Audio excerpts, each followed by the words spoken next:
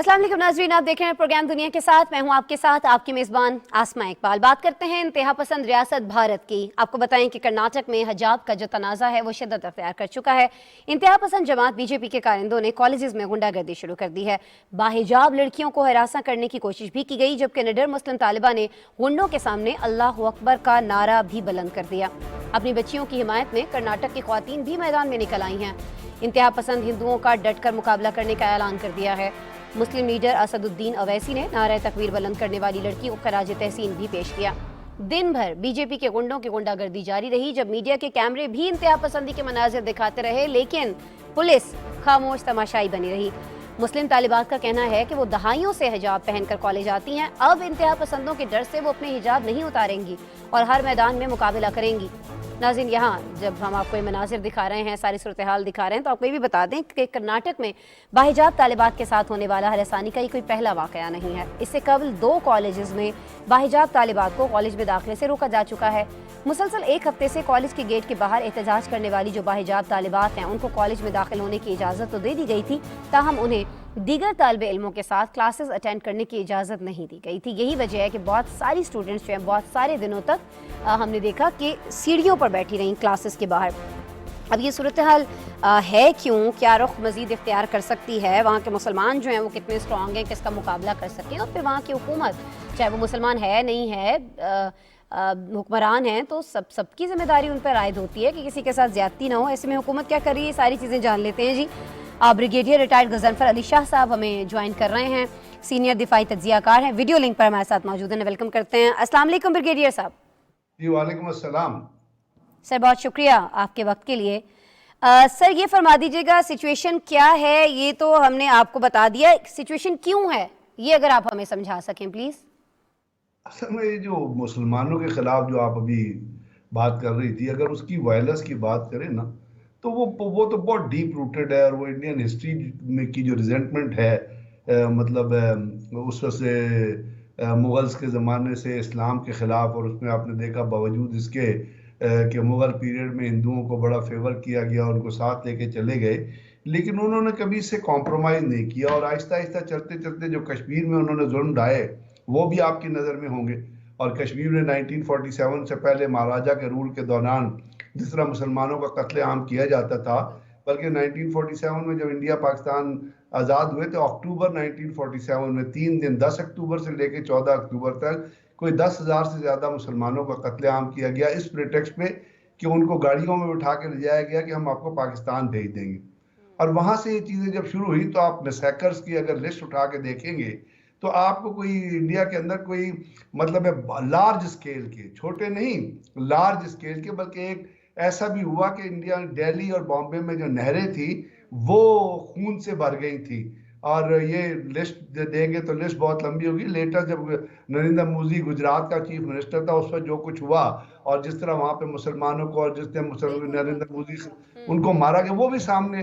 फिर जब ये तमाम की तमाम वायलेंस शुरू हुआ और आपने देखा कि यूनिवर्सिटी के अंदर अपना एक तालिब एक अपना स्टूडेंट्स थी, उनको जिस तरह मारा गया, और जिस तरह मुसलमानों को अलीगढ़ में जिस तरह जो कुछ किया गया, अलीगढ़ यूनिवर्सिटी में जो कुछ किया गया, तो ये तमाम वो हिंदुत्वा के वो फेसेस हैं जो आहिस्ता आहिस्ता 1928 की जो कही की गोलवालकर की लिखी जो किताब थी कि इंडिया में सिर्फ हिंदू रहेंगे उसके अलावा कोई नहीं रहे, उसकी रिप्रेजेंटेशन आपको नजर आ रही है।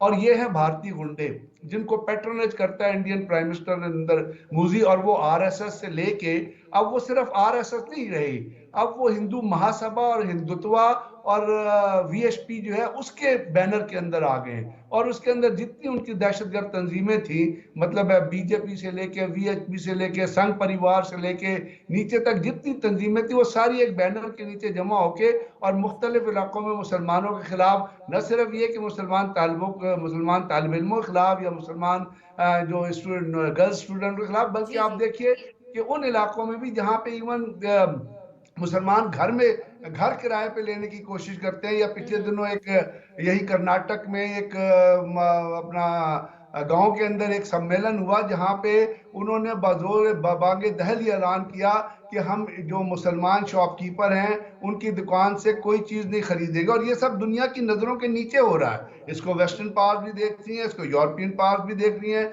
इसको अमेरिकन भी देख रहे हैं, ये अखबारों में भी छप रहा है। यानी टाइम्स के ऊपर जब तस्वीर छपती है तो आधी हिटलर की तस्वीर होती है, टाइम्स के उस कवर पेज के ऊपर आधी हिटलर की तस्वीर होती है, आधी नरेंद्र मोदी की तस्वीर होती है।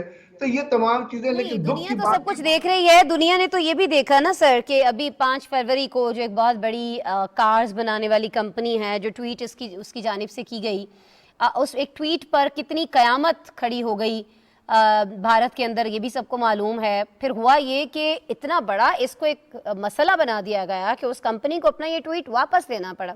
ठीक है, आप तालिबात के साथ ये कर रहे हैं, आप मुसलमानों के साथ ये कर रहे हैं, आप बड़ी बड़ी इंटरनेशनल मल्टीनेशनल कंपनीज के साथ ये कर रहे हैं, आपके डर से, आपके खौफ से लोग ये सारी चीज़ें वापस ले लेते हैं। लेकिन सर, क्या आप ये समझते हैं कि इसी तरह से ये सारा सिलसिला चलता रहेगा, भारत की इजारादारी इसी तरह से कायम रहेगी? क्योंकि दुनिया भर के मफादात इसके साथ जुड़े हैं, कारोबारी मफादात हैं, तिजारती मफादात हैं, या कुछ होगा भी कहीं पर सर? ये सिलसिला रुकेगा कभी?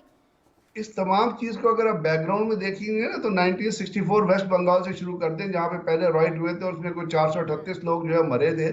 आसाम 1983, 1969 से लेके 89 तक गुजरात, 1987 उत्तर प्रदेश, 1989 बिहार के गुजरात 1000 आदमी मरे थे। 1992 में महाराष्ट्र में जहाँ पे 900 लोगों को 2036 लोगों को मारा गया था। 2002 गुजरात जहाँ पे 2000 लोग मरे थे। 2013 उत्तर प्रदेश, 2020 दिल्ली, और इस तरह की बेहतर 1964 के कोलकाता राइट। तो बैकग्राउंड में तो आप देखिए ये चीजें चल रही है ना। अगर ये उस वक्त से लेके अब तक चल रही है तो आज किस तरह रुकेंगी, जबकि इंडिया के अंदर जो सरकार है वो भी दहशतगर्द सरकार है, वो भी नरेंद्र मोदी जो आरएसएस का प्रीचक है, जिसने सारी उम्र ये सीखा है कि मुसलमानों को लाठियां उठा के मारो। अब वो किस तरह रुक सकती है? और अब तो दुनिया की पैट्रोनेज हासिल हो गई है उनको, यानी दुनिया चीजों को देख रही है और चुप है। तो जब वो दुनिया को, हेलो जी जी सर, आपकी आवाज आ रही है। दुनिया देख रही है, चुप रही है, चुप है, तो इस चुप को कैसे तोड़ा जाए? कौन तोड़ेगा इस चुप को? मुसलमान ममालिक जो हैं, मुस्लिम ममालिक जो हैं, वो क्यों नहीं इत्तेहाद कर लेते? उनमें से कोई क्यों नहीं बोलता पाकिस्तान के अलावा? बड़े दुख की बात है कि मुसलमान ममालिक इत्तेहाद नहीं कर सकते। वो तो नरेंद्र मोदी को एक बहुत बड़े अवार्ड देके वहां पे अपना मंदिर भी बनवा रहे हैं, और वो तिजारती मफादात को इंसानी मफादात पे तरजीह दे रहे हैं। देखिए, ये चलिए मुसलमान नहीं है, इंसान तो है ना। जब इतने इंसानों का खून बहे, जब हिजाब को तोड़, जो फ्रांस में जब हिजाब होता है वहां पे मुसलमान ममालिक जो जाके कोई प्रोटेस्ट करते हैं, किसी भी तरह की चीज होती है, तो वो जो चीजें, जो एक बेहिसी की जो फिजा है, उस बेहिसी की फिजा में आप किस तरह ये चीज एक्सपेक्ट कर सकते हैं कि तिजारती मफादात को छोड़ के इंसानी मफादात को तरजीह दी जाएगी? इंसान की जान जो है, वो तो इंडिया हो या वो पैलेस्टाइन हो या वो सीरिया हो या वो लिबिया हो। अभी सीरिया में बच्चों की लाशें नहीं आपको समंदर के किनारे पड़ी नजर आई, तो वहां पे क्या हुआ? वहां पे कौन दहशतगर्दी को स्पॉन्सर कर रहा है? आईएसआईएस को किसने की है? तो जब ये चीजें मुसलमानों के खिलाफ एक ऑर्गेनाइज्ड पॉलिसी के तौर पे दी जा रही है, एक ज़ियोनिस्ट लॉबी है जो अपना मुसलमानों के ममालिक को खत्म करके वहां पे, तो सारी चीज ठीक है, वो तो सर आपने बिल्कुल बजा फरमाया कि सबके अपने जो मफादात हैं, वो जिस मुल्क के साथ जुड़े हैं, अगर वो कहीं पर कोई जुल्म करता है तो उस पर आंखें बंद कर ली जाती हैं। बजा फरमाया आपने। लेकिन कुछ ऐसा नहीं हो सकता कि मुस्लिम इत्तेहाद आपस में ऐसा स्ट्रांग हो जाए, आपस में कुछ ऐसे तिजारती मुआहदे कर लिए जाएं, आपस में एक दूसरे को इतना सपोर्ट किया जाए कि इनकी जरूरत ना रहे? क्यों इंडिया की जरूरत पड़े? क्यों ना दीगर जो दोस्त ममालिक हैं, इंसान दोस्त ममालिक हैं, उनके साथ कोई बेहतर कारोबार किया जाए? चाइना है, उसको तस्लीम करने से बहुत सारे यूरोपीय ममालिक जो हैं वो भी खौफजदा हैं, तो उनकी तरफ क्यों नहीं जाते हैं ये सारी कंट्रीज? क्यों नहीं हो सकता? आपके पास इतना स्ट्रॉन्ग प्लेटफॉर्म है ओआईसी का, लेकिन क्या उस प्लेटफॉर्म ने परफॉर्म किया? आप देख लीजिए कितने सारे ममालिक के, मुसलमान ममालिक के इंडिया के साथ तिजारती ताल्लुकात हैं। अगर वो सिर्फ इतना कह देंगे कि हम आपसे तिजारती ताल्लुकात तोड़ लेंगे या हम तिजारत कम कर देंगे, आप इस चीज़ को बंद करें, तो मैं आपको रिटर्न किसी भी क्लेम से कह सकता हूं कि इंडिया जो दूसरे दिन इन तमाम चीज़ों के ऊपर रिविजिट करने पर मजबूर हो जाएगा। लेकिन बात तो है ना कहने की, और बात एक प्लेटफॉर्म पे आने की। अब पाकिस्तान जब ये आवाजें उठाता है तो पाकिस्तान की आवाज को तो सुनते तो हैं, लेकिन उसकी तरफ कोई अमल की जो है सूरत हाल नजर नहीं आती। अब अमल की सूरत इसलिए नहीं आती कि हमारे अंदर हम अपने जो इस्लामी ममालिक हैं वो सिर्फ तिजारत के लिए की वजह से नहीं, वो अपनी बहुत सारी जो बिलीफ्स हैं, जो फिकास हैं, उनकी वजह से भी डिवाइडेड नजर आते हैं। ये और भी एक एक बड़ा प्लेटफॉर्म, मसला है। तो वो एक प्लेटफॉर्म पे किस तरह खड़े होंगे? अगर खड़े हो जाएं, अगर मतलब कुछ और नहीं तो ईरान के कितने ताल्लुकात हैं। अब ईरान अगर इंडिया को कहे, लेकिन ईरान बिल्कुल। तक क्या करता है, वहां तो चाबहार के अंदर जाके कलभूषण जादेव बैठा हुआ था, और अभी इतना बड़ा बिल्कुल। वाकया हुआ आपका केच में, जो वाकया हुआ दहशतगर्दी का, उसके बैग ताने बाने गिराएंगे तो वो कहाँ जाके निकलेंगे? तो बात ये है कि वो जो कॉन्शियस जो आप कह रही है ना, जो आप चीज बात कर रही है, वो है जमीर की आवाज।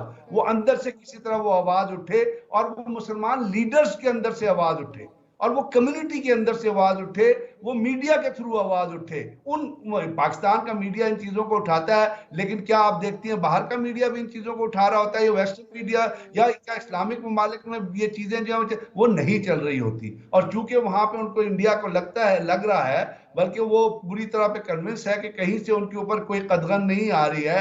अगर अमेरिका की सेनेट में या कांग्रेस में कोई बिल भी पेश होता है, या कोई ह्यूमन राइट्स के हिसाब से कोई आवाज भी उठा देता है, तो वो आवाज सिर्फ वहीं तक दबी रहती है। पाकिस्तान के खिलाफ तो वहां पे लोग जमा होकर, रिपब्लिकन के लोग एक जगह जमा होकर जो वो एक करारदाद भी पेश कर देते हैं कि पाकिस्तान को सैंक्शन कर दो, without any logic and without any reason. लेकिन यहाँ पे जहाँ पे तारीख लिखी हुई नजर आ रही है, और तारीख जो वो मीडिया के ऊपर चल रही है, अभी आपने जो बातें की, क्या ये वहां पे अपना इलेक्ट्रॉनिक और प्रिंट मीडिया में इंडिया के अंदर भी ये छपेंगी? इंडिया के बहुत सारे चैनल हैं, लेकिन बात यह है कि प्रेशर जो है। एक बार फिर से गजनफर साहब इंडिया के अंदर की बात कर लेते हैं ना, वहां का मुसलमान खुद कुछ कर पाएगा?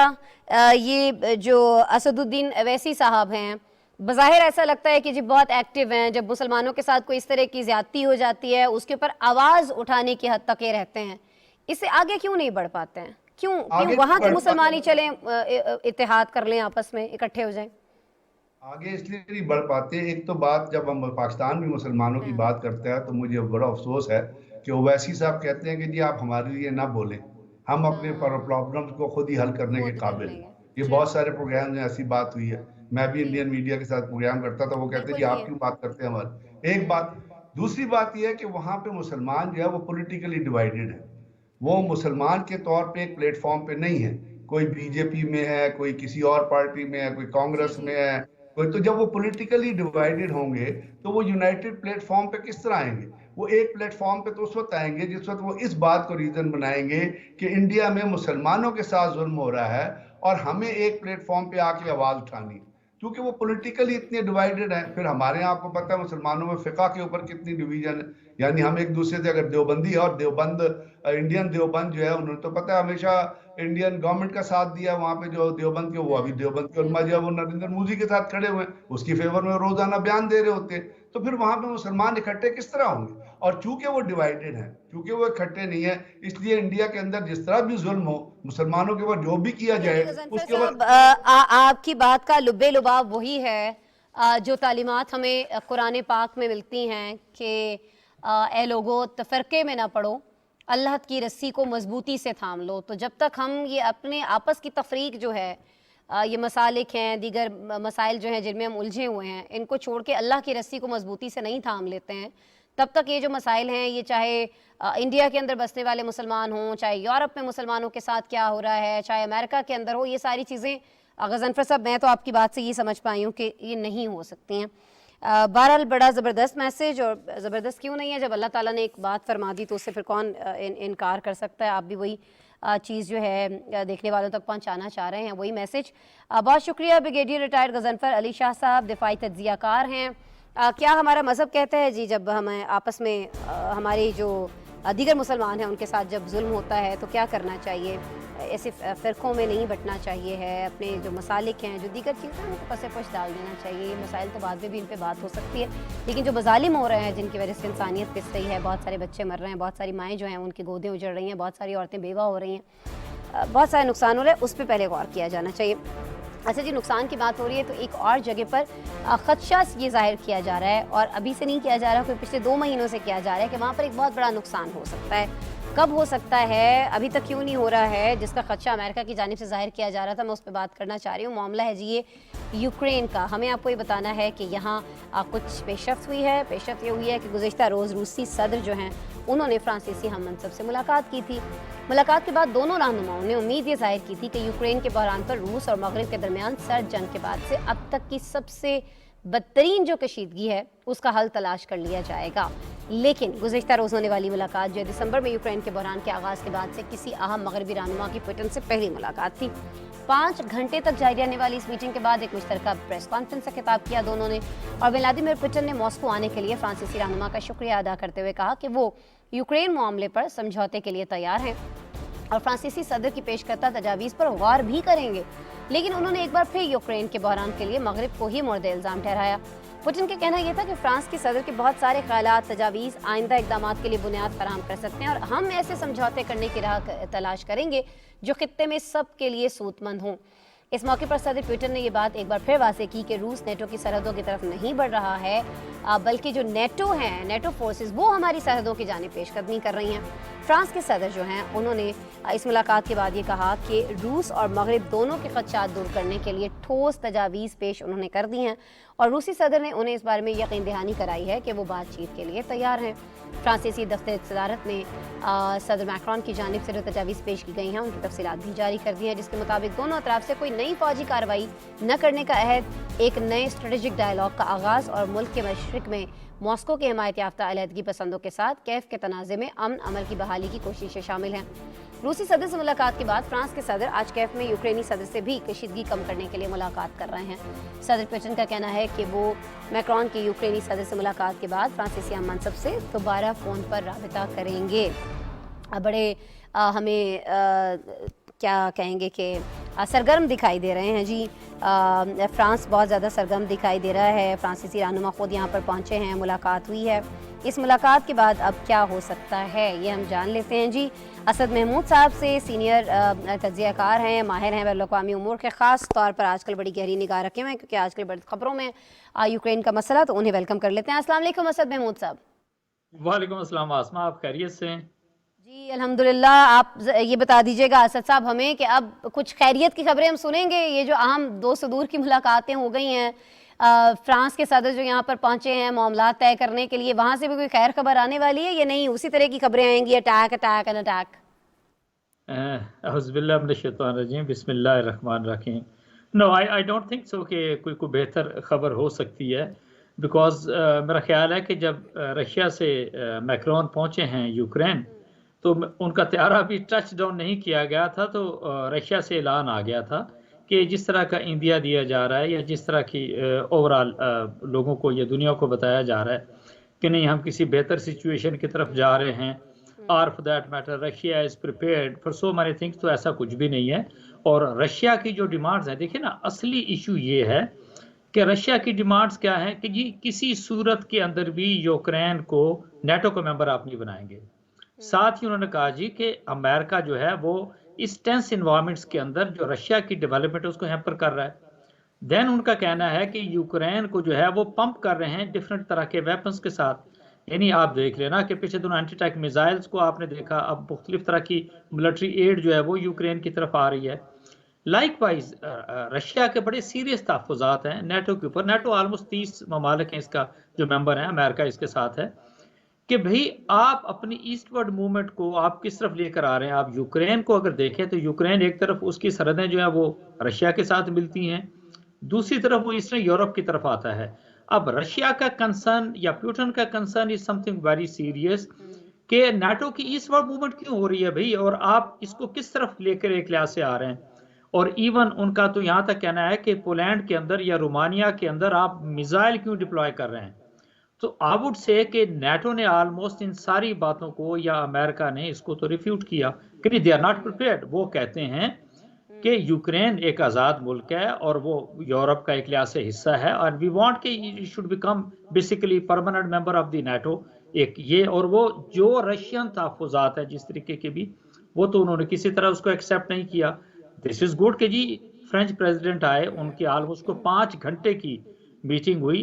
ओके, प्रेस कॉन्फ्रेंस भी हम सब ने एक लिहाज से सुनी, बट आई वुड सिंपली से कि इसके बावजूद भी कोई ऐसा चीज सो फार नजर नहीं आती, हम ये कहें कि चंद दिनों के अंदर या अगले चंद हफ्तों के अंदर कोई सिचुएशन बेहतर होने जा रही है। I don't believe so that वे।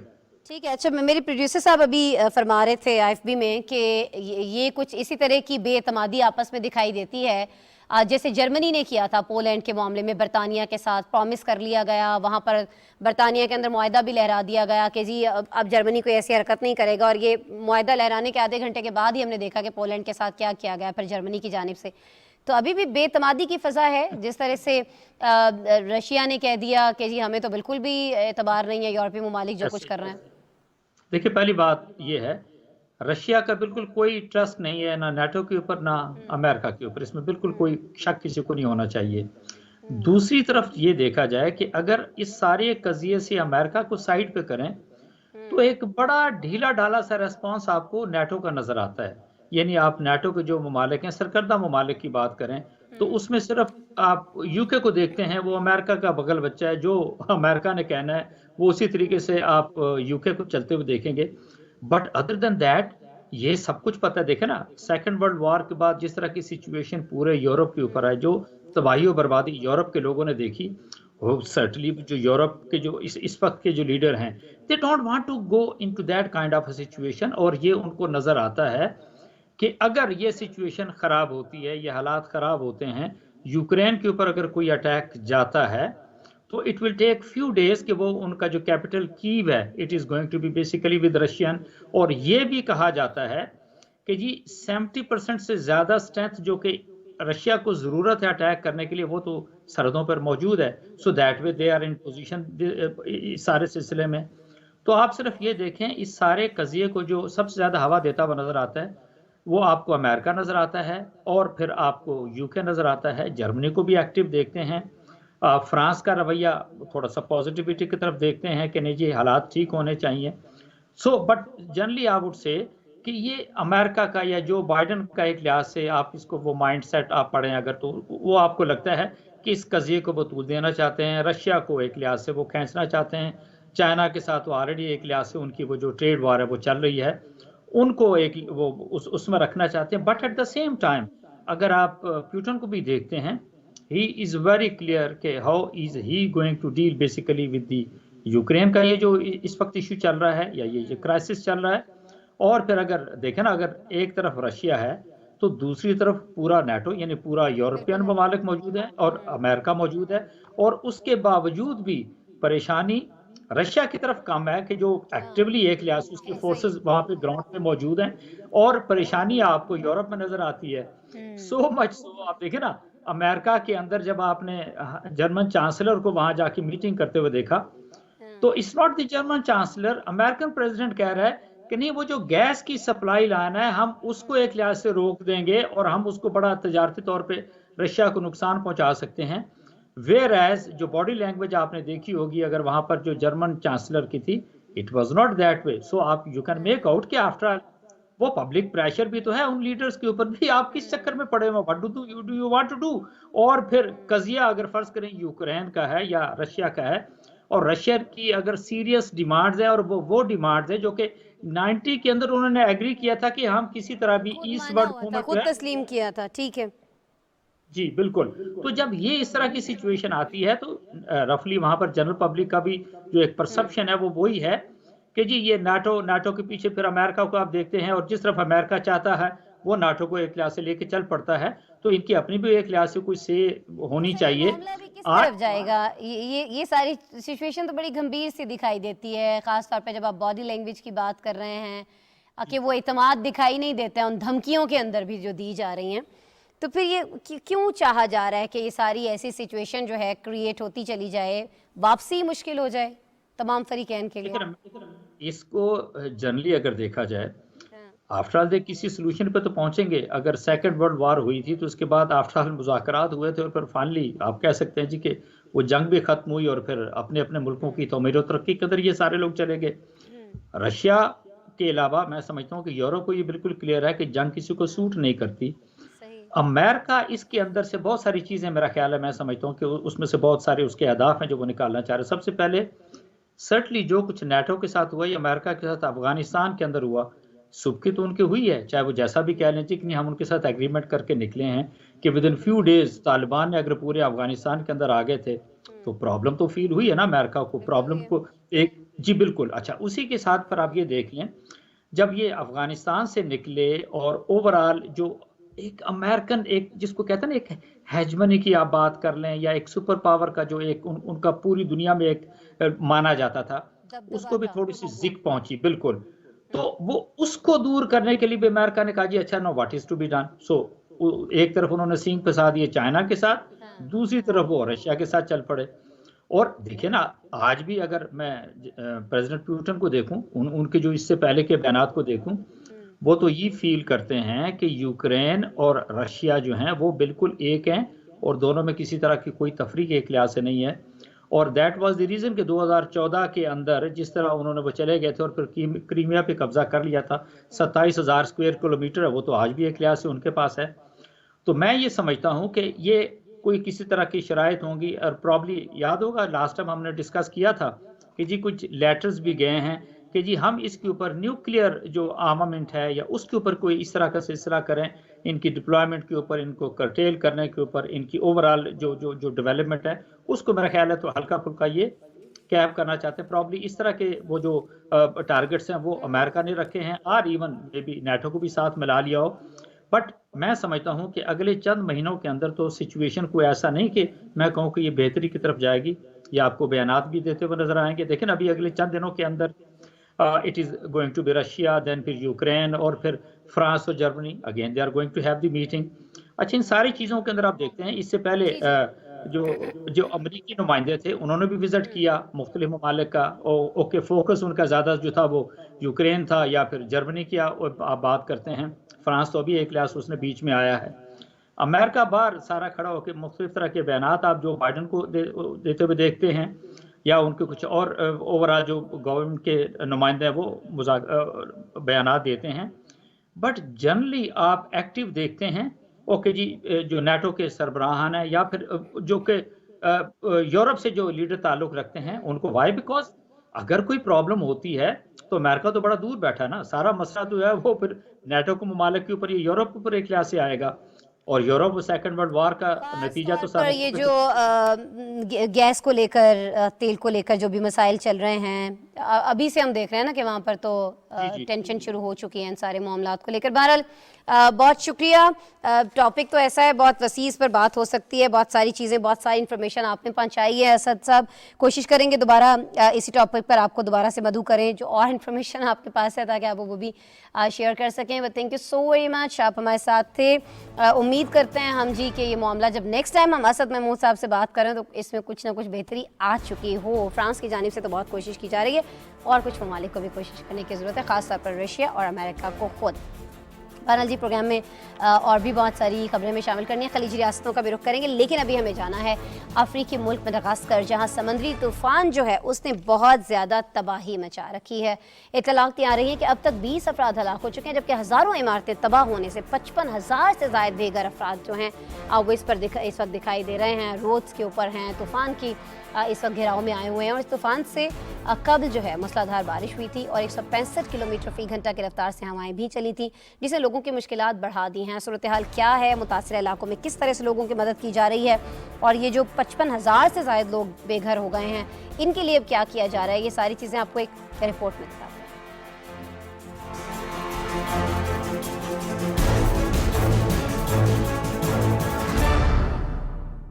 अफ्रीकी मुल्क मडागास्कर में एक और समुद्री तूफान से तबाहकारियां हुई। बाक्सराई नामी समुद्री तूफान इतवार की रात को मडागास्कर के मशरकी साहिल से टकराया, जिससे जनूब मशरकी साहिली इलाके बुरी तरह मुतासिर हुए हैं और मुताद्दिद देहात ज़ेर-ए-आब आ गए। सड़कें और शाहराहें तालाब का मंजर पेश करने लगी। रिपोर्ट्स के मुताबिक 165 किलोमीटर फी घंटे की रफ्तार से हवाएं चली। हवा की शिद्दत से दरख्त जड़ से उखड़ गए, जबकि कई घर मुनहदिम और मुताद्दिद घरों की छतें उड़ गईं। खौफनाक तूफान के बायस 55,000 के करीब अफराद नकल मकानी पर मजबूर हुए, जिनमें खवातीन और बच्चे भी शामिल हैं, और रेस्क्यू टीम्स ने मुतअद्दिद अफराद को महफूज मकाम पर पहुंचाया।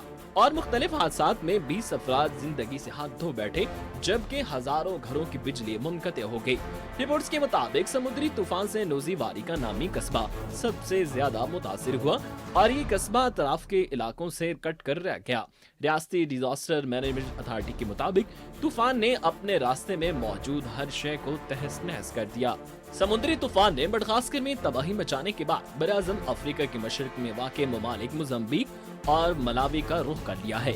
महकमा मौसमियात के मुताबिक मोज़म्बिक और मलावी को इस तूफान से कोई खतरा नहीं। 20 सड़कें और 17 पुल कट चुके हैं कि हुकूमत सबसे पहले इंतजामी इमारतों की मुरम्मत और बहाली करेगी। सेहत के मराकज और अस्पतालों को तरजीह दी जाएगी।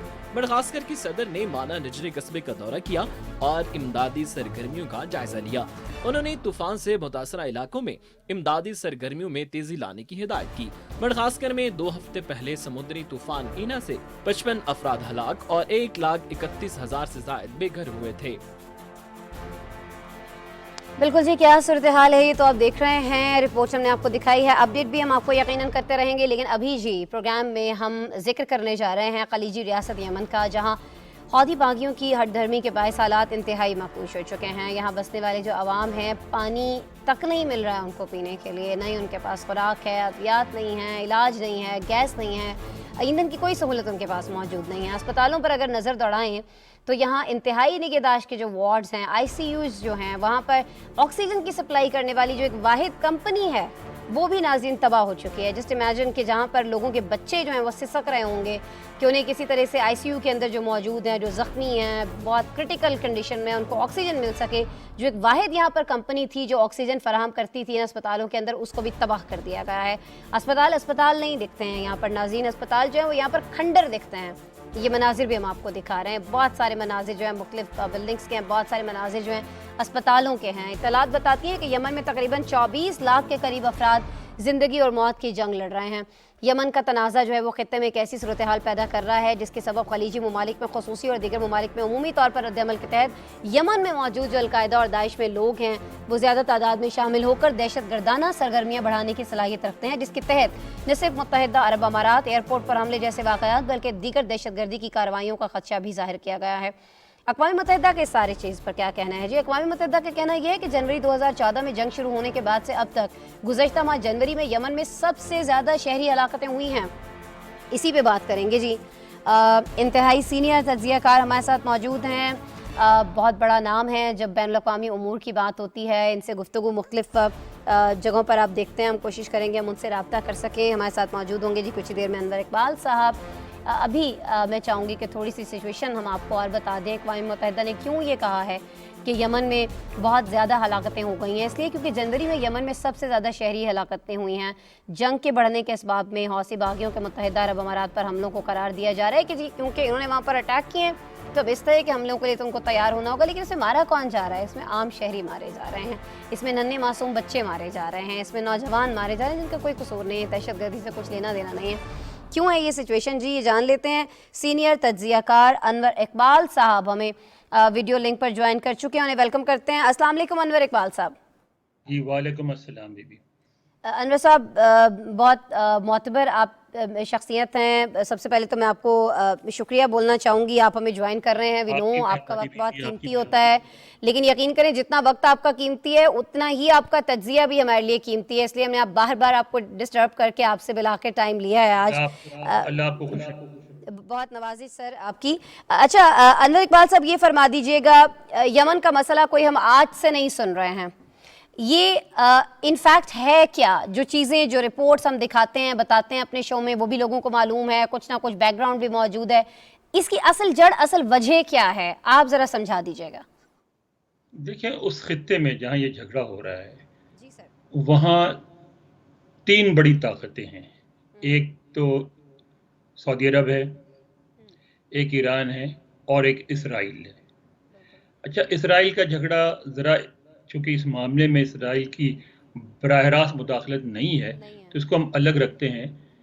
ये जो यमन का मसला है, ये जो दूसरी 2 बड़ी ताकतें हैं, यानी सऊदी अरब और ईरान, उनके दरमियान जो मुखासमत है, जो मुकाबला है, उसका शाखसाना है। वो इस तरह कि ईरान जो है उसका इन्फ्लुएंस है, ईरान में सऊदी अरब की एक बड़ी आबादी पे उसका इन्फ्लुएंस है, लुबनान में है, शाम में है, इराक में है। तो एक स्ट्रांग ब्लॉक बन जाता है।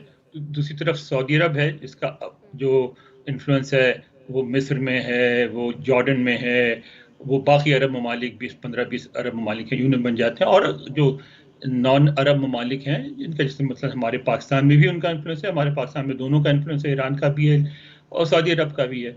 तो ये जो इन्फ्लुएंस की लड़ाई है उसमें जो इमीडिएट बैटल फील्ड जो बनती है वो यमन बनता है, इसलिए कि यमन में दोनों मुल्कों के जो है हलीफ भी मौजूद हैं और उनके मुखालिफ भी मौजूद हैं, और दोनों अपने अपने हलीफों को सपोर्ट करते हैं और उस बुनियाद पर लड़ाई होती है।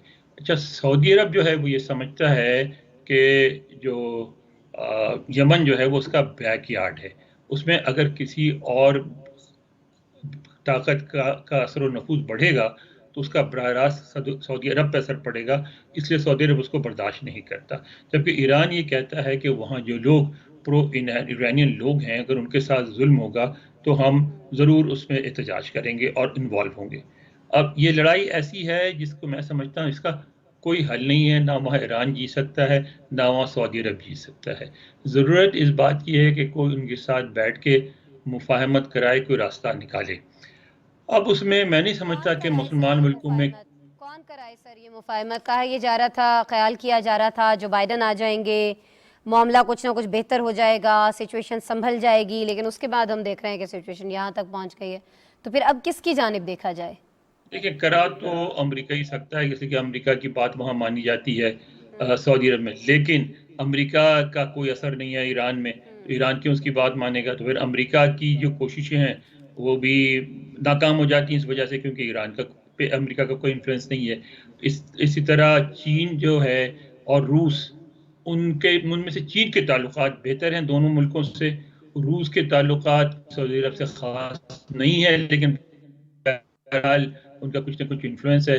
तो मैं समझता हूँ कि अगर ये तीन बड़ी ताकतें मुत्तहिद हो जाएं और कोशिश करें मिलके, चीन, रूस और अमेरिका, तब अमन हो सकता है। कोई मुस्लिम मुल्क तो इस काबिल नहीं है, OIC भी इस काबिल नहीं कि वो अमन कायम कर सके। और ये बड़ी बड़ी अफसोसनाक बात है जिसका आप जिक्र कर रहे हैं मुस्लिम ममालिक के हवाले से। अच्छा से ये फरमा दीजिएगा, हौसी जंगजुओं को कहना ये कि ये तो जी हम अपने मुल्क के लिए कर रहे हैं, हम अपने अवाम के लिए कर रहे हैं, लेकिन देखने में ये आ रहा है कि जो कुछ उन्होंने अभी तक किया है, जो हठधर्मी उन्होंने दिखाई है, उसके बायस हालात जो हैं वो इंतहाई मखदूश हैं। सर, अभी जो मनाजिर हम देख रहे थे हॉस्पिटल्स के अंदर, जो वहाँ पर वाहिद एक ऑक्सीजन पहुँचाने वाली एक कंपनी मौजूद थी, वो तक तबाह हो चुकी है। छोटे मासूम बच्चों के रोज़ाना सर मनाजिर आ रहे होते हैं। क्या मज़हब है, क्या मसलक है, इस सारी चीज़ से हट कर, क्योंकि वहाँ बसने वाले अवाम जो है इस वक्त उन्हें पानी तक मुयसर नहीं है, खुराक तो खैर बड़ी दूर की बात है, इलाज नहीं है, कुछ भी नहीं बच रहा है इस मुल्क में। क्यों ऐसा नहीं हो रहा है कि हौसी बागी जो हैं सर अनवर साहब, वो इस बात पे राज़ी हो जाएं कि ठीक है हम हथियार फेंकते हैं, ये हमारे मुतालिबात हैं हमारी अवाम की फलाह को लेकर, इनको आप तस्लीम कर लें तो वी आर अग्री? क्या मसला है उन्हें ऐसा?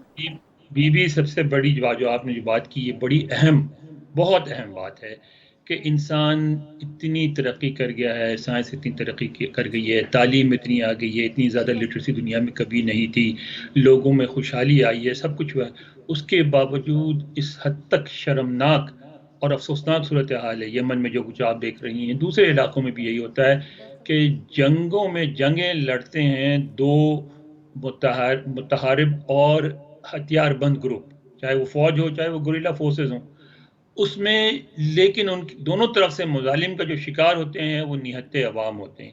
आज तक इंसानियत, अक़वाम मुत्तहिदा समेत कोई इंसानी तंजीम, कोई ग्रोह, OIC हो, कुछ भी हो, अरब लीग हो, कोई ऐसा फोरम नहीं बना सका, कोई ऐसा लायामल नहीं बना सका जिसके ज़रिया इस बात को इंश्योर किया जाए कि ये अगर जंगें हो रही हैं दो फौजों के दरमियान या दो ग्रुपों के दरमियान, तो वो एक दूसरे को मारे काटें, अवाम को अलग छोड़ दें। ऐसा नहीं होता। सबसे ज़्यादा असर हमने ये हर जगह अफगानिस्तान में देखा, हमने इराक़ में देखा, हमने हर जगह देखा, ईरान इराक़ जंग में भी देखा, अमेरिका की जंगों में भी देखा। उसमें होता यही है कि सबसे ज़्यादा जो बेचारे विक्टिमाइज होते हैं वो होते हैं अवाम, और उनको कोलेटरल डैमेज कह के कि जी ये तो जंग में होने वाले नुकसानात। भाई ये जंग में होने वाले नुकसानात नहीं है, इंसान हैं जिनका कत्लेआम होता है, इंसान, ये ख़वातीन हैं जिनको रेप किया जाता है, ये बच्चे हैं जो भूख से मरते हैं, ये मरीज़ हैं जो अस्पतालों में लाइलाज मर जाते हैं। मैं समझता हूँ कि सारे इंसानों को मिल के एक ऐसी तंजीम बनानी चाहिए, एक ऐसी कोशिश करनी चाहिए कि जंग जहाँ भी हो कम से कम उसका असर जो है शहरियों पे ना पड़े, या कम से अनवर कम। साहब, ये जो आप इत्तेहाद की बात कर रहे हैं, ये तो यूनाइटेड नेशन की शक्ल में मौजूद है ना, जो ना फलस्तीन में कुछ कर पाता है, ना कश्मीर में नाकाम कुछ हो कर गई पाता है। है, ना अफगानिस्तान में कुछ कर पाता है, ना शाम में कुछ कर पाता है, ना यमन में कुछ कर पाता है। तो फिर सर कोई और इत्तेहाद ना बना लिया जाए? क्या करना है ऐसे यूनाइटेड नेशन का? तो नाकाम हो गई है, कुछ नहीं कर पाते। अक़वाम मुत्तहिदा तो बाज़ मामलात में उनका बड़ा किरदार है, इसमें कोई शुबा नहीं है। अक़वाम मुत्तहिदा की अफादियत भी है, मसलन कोविड-19 के खिलाफ जद्दोजहद में अक़वाम मुत्तहिदा ने बहुत मदद की। आज आप जो पाकिस्तान में तकरीबन 50 मिलियन से ज़्यादा जो कोविड वैक्सीन आए हैं, जो सिर्फ अमेरिका से और उसके अलावा दूसरे मुल्कों से अलग आए हैं, उसको पहुँचाने में बगैर पैसे के मुफ्त, उसमें अक़वाम मुत्तहिदा की तंजीम बनाई हुई तंजीम है जिसका हाथ है, WHO अक़वाम मुत्तहिदा की तंजीम है, तो इनका बहुत बड़ा हाथ है बहुत सारे मामलात में। जहाँ भूख और कहत होता है वहाँ मदद करते हैं, इस तरह के कामों में बहुत आगे है। लेकिन दुख ये है कि जो बड़े सियासी मसाइल हैं उसमें अब बिल्कुल नाकाम हो गई, और बात वाज़ेह हो गई है कि उसमें अक़वाम मुत्तहिदा में वही होता है जो बड़ी ताकतें चाहती हैं। और मैं नहीं समझता कि इसका कोई और अल्टरनेटिव भी है, क्योंकि जब तक बड़ी ताकतें किसी भी तंजीम का साथ ना दें तो वो तंजीम चल नहीं सकती। अल्टीमेटली बात यहीं आके ख़त्म हो जाती है किस मुल्क के पास कितना पैसा है, और वो ममालिक जो अक़वाम मुत्तहिदा को चलाने के लिए सबसे ज़्यादा फ़ंड देते हैं, सबसे ज़्यादा असर भी उनका है। इसका तो कोई इलाज मुमकिन नहीं है। फ़िलहाल इसका कोई हल मुमकिन नहीं है, लेकिन अल्लाह करे कि ये यमन तनाज़े का कोई हल निकल आए। बहुत शुक्रिया अनवर इकबाल साहब, जिस तरह से एक्सपेक्ट किया जा रहा था उसी तरह से बेहतरीन किस्म का तज्ज़िया जो है आपने यमन की सूरत हाल पर दिया। बहुत शुक्रिया नवाज़िश सर आपके वक्त के लिए। प्रोग्राम का वक्त ख़त्म हो रहा है, लेकिन चलते चलते आपको हमारा सेगमेंट चलते चलते ज़रूर देखना चाहिए। उसमें और बहुत सारी स्टोरीज़ हैं जो प्रोग्राम में हम आपसे शेयर नहीं कर सके कम वक्त की वजह से, शॉर्ट करके सारी उसमें मौजूद होती हैं। सेगमेंट के अंदर ज़रूर देखिएगा। कल रात दोबारा आपसे मुलाकात होगी। अपना बहुत सा ख्याल रखिएगा। अल्लाह ने के बाद। बरतानिया में तलबा और तालिबात ने 2923 लीमियों को निचोड़कर 2307 वोल्ट बिजली पैदा करके गिनीज वर्ल्ड रिकॉर्ड में अपना नाम दर्ज करा लिया। तवानाई की दीगर तरीकों और कार्बन से पाक दुनिया के मौजू के तहत मैनचेस्टर में इस तजर्बे का मुजाहरा 15 अक्टूबर 2021 को किया गया था। इस पूरे अमल में बैटरियों के माहिर प्रोफेसर सैफुल इस्लाम और फ्रीन स्कॉट ने इस पूरे अमल की निगरानी की। बड़े लीमू को दरमियान से काटकर उन्हें जिस और तांबे के तारों से जोड़ा गया था और सिलसिलावार सर्किट बनाया गया था। उसके लिए हजारों लीमुओं को कई शेल्फ में रखा गया था और जगह जगह उसे वोल्ट मीटर से जोड़कर उसकी तवानाई की तस्दीक की गई थी। इस तरह 3000 लीमुओं से कुल 2360 वोल्ट बिजली बनाई गई, जबकि इससे कबल ये रिकॉर्ड 1521 वोल्ट का था। थाईलैंड के आर्टिस्ट ने अपने फन से बरसों पुरानी जिंदगी की यादें ताज़ा कर दी। 31 साल आर्टिस्ट डेड नॉरन ने एक छोटे से घर के मिनिएचर मॉडल में मुख्तलिफ चीजों को कमाल महारत से जोड़कर देखने वालों को शशदर कर दिया है। उन्होंने अपने आबाओ अजदाद की कहानियों में बयान की जाने वाली जिंदगी को फनपारों में ढालकर हकीकत का रूप दे दिया है। थाई आर्टिस्ट ने मुश्किल और पेचीदा अशिया को ऐसी खूबसूरती से अपने फन की जिनत बनाया है कि उस पर हकीकत का सा गुमा होता है। नौजवान आर्टिस्ट के फनपारे देखकर लोग 40-50 साल पहले की जिंदगी और माजी के झरोकों में खो जाते हैं। दुनिया के सबसे बुलंद तरीन मौसमियाती स्टेशन से एक परेशान कुन खबर आई है कि इंसानी सरगर्मियों से माउंट एवरेस्ट का बुलंद तरीन ग्लेशियर्स तेज रफ्तारी से पिघल रहा है। एक तहकीक के मुताबिक 2000 साल में जमा होने वाली सारी बर्फ 1990 से अब तक पिघल चुकी है, यानी हम लोग 30 बरस में हजारों बरस की बर्फ खो चुके हैं।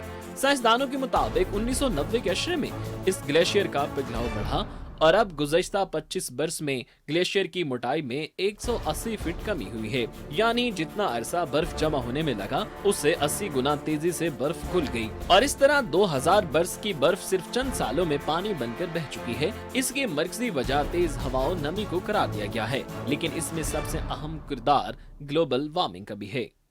न्यूजीलैंड के एक पार्क में तोता कैमरा ले उड़ा। सैर पर आए खानदान ने जब आराम की गर्ज से कैमरा और दीगर सामान नीचे रखा तो आसमान में उड़ता एक तोता फुर्ती से आया और कैमरा उठाकर हवा में ले उड़ा, जिसके बाद न्यूजीलैंड के नेशनल पार्क का तोते की आंख से खूबसूरत मंजर देखने में आया। कुछ देर उड़ान भरने और कैमरा में अपनी दिलचस्पी खोने के बाद तोते ने कैमरा वहीं करीबी जमीन पर छोड़ दिया और फिर वो कैमरा उसके मालिक तक पहुंचा दिया गया।